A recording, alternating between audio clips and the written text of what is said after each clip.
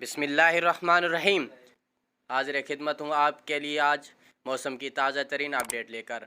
और अभी आपको बताएं कि महकमा मौसमियात ने कराची समेत सिंध के साहिली इलाकों में तूफ़ानी बारिशों की अपडेट जारी कर दी हैं।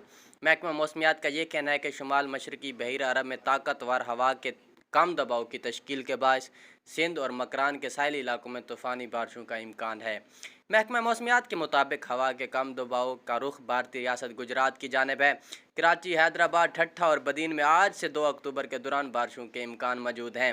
महकमा मौसमियात ने मीरपुर खास, थरपारकर, उमरकोट, सरपारकर और सांगर और सिंध के दीगर अजला में बारिशों की पेशगोई की है।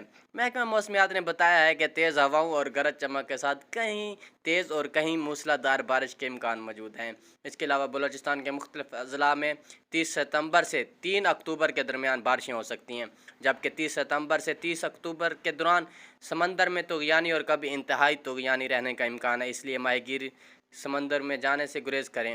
महकमा मौसमियात के मुताबिक तूफ़ानी बारिशें कराची में अर्बन फ्लडिंग का बास बन सकती हैं।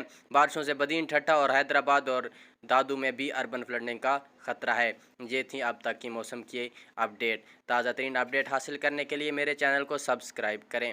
शुक्रिया।